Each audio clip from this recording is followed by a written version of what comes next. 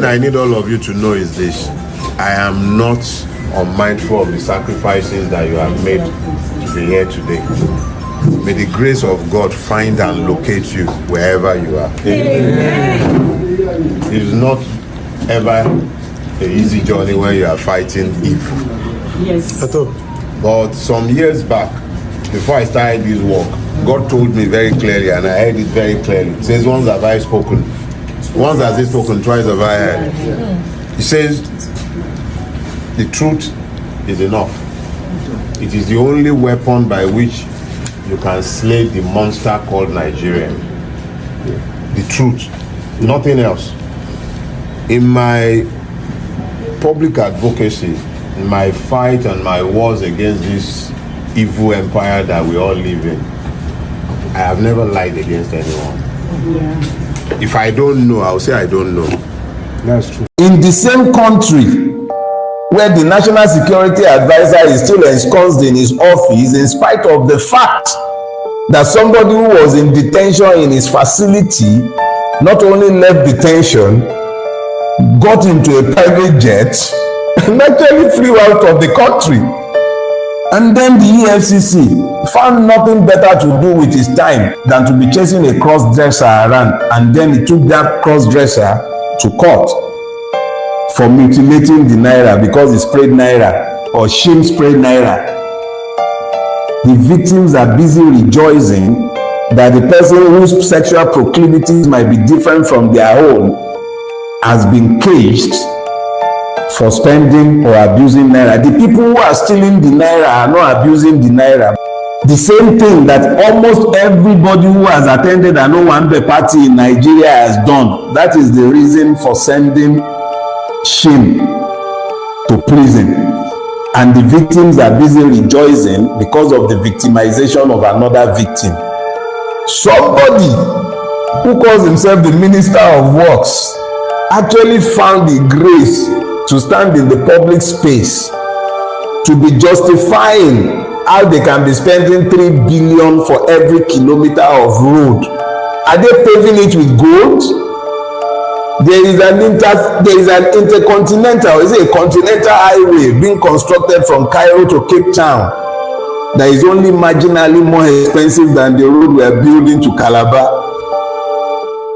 The same country that has no money to fund education, has no money to fund healthcare, is spending 3 billion per kilometer. And this is not engaging the attention of those who should be in the forefront of holding government to account.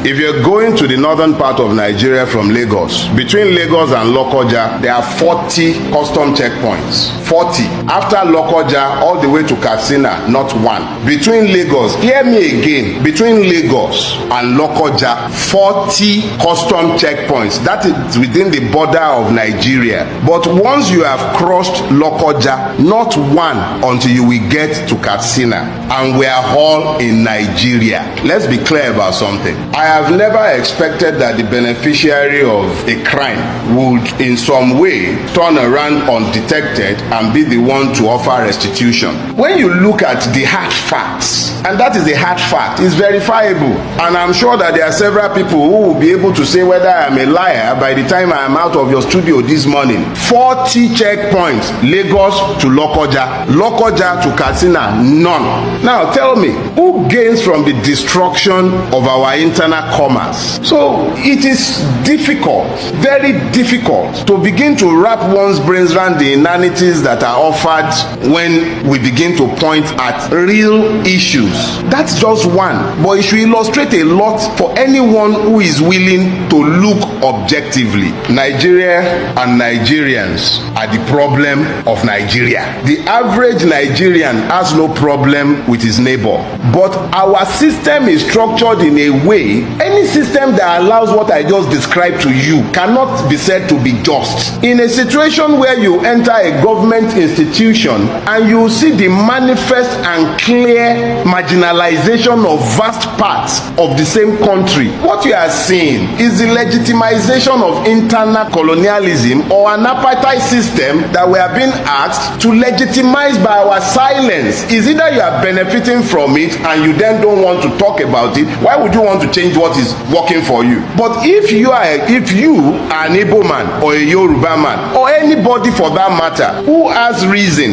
to transport your goods from Lagos up north, and you have to contend with the fact that between Lagos and Lokoja you are going to find 40 checkpoints that you will not find one after Lokoja, then tell me, how do you explain to such a person that he has no need to be demanding a restructuring? He will demand that restructuring because he knows that if Nigeria is restructured, he will not see those custom checkpoints on the road. Meanwhile, he is a businessman. The only reason he's talking restructuring is because he wants equalization. So beneath restructuring, you find a whole lot of things that are hidden. A lot of grievances are hidden underneath the demand for restructuring. So when we refer to the, and it's a truism, Nigerians don't have problems with themselves. Allowed a level playing field, the average Nigerian is happy to be here. Next 60 years, forget about it. The next 600 years, we want to be here. I could have left Nigeria, but I haven't left. I'm here because I believe in Nigeria, and so do a lot of other people. Hausa, Igbo, Yoruba.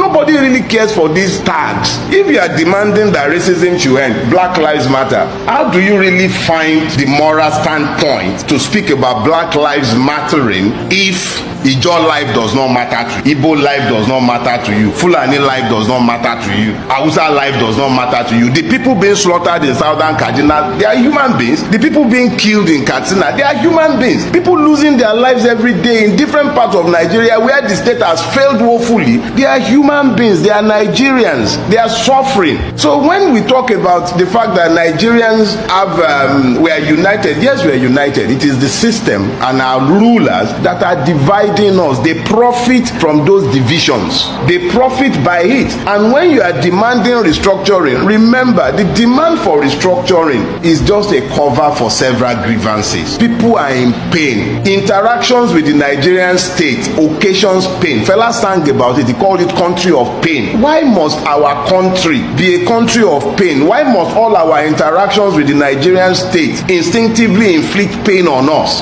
How do you rationalize a situation? Hear that madness. 40 checkpoints to Lokoja, none after Lokoja. If you are in the business of moving goods up and down Nigeria, that is a reality you live with on a daily basis. I heard it this morning and I was shocked to the marrow. But the person whose reality exists with that madness on a daily basis, how do you demand patriotism from him? How do you look him in the eye and tell him that he's unpatriotic for saying that Nigeria should be restructured? What do you want him to do? Carry a gun and start demanding a secession? So Nigeria is the problem of Nigerians and our rulers, and it doesn't matter whether the ruler is Yoruba, Igbo, Fulani or whatever. Is a class, is a single class. All these divisions merely masquerade and cover their activities. At that level, no divisions. All of a sudden, anti-corruption sir, the daughter is busy marrying Atiku's son. Uncle Tinubu was there, Baba Akande was there. There are no divisions. We are the ones who keep lying to ourselves. We divide ourselves. So when we talk about restructuring, understand it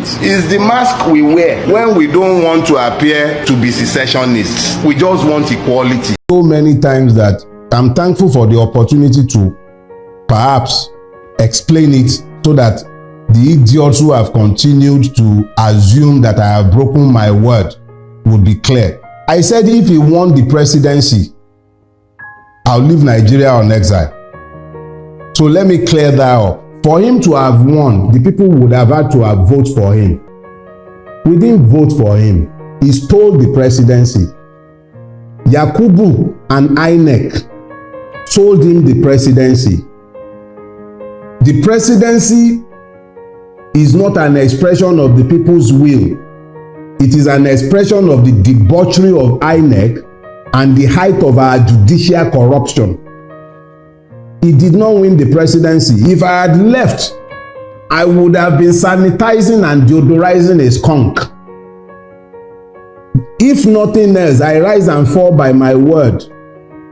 And when I said that I will live on exile if this man won, it was so that people will know that I do not believe Nigerians to be depraved enough to be possessed of the idiocy to vote somebody like him into power.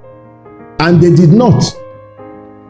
Anybody who prefers to delude themselves can continue to delude themselves, but Tinubu knows, INEC knows, the judiciary knows, and so do a lot of Nigerians, that Tinubu did not win the presidency. He stole it.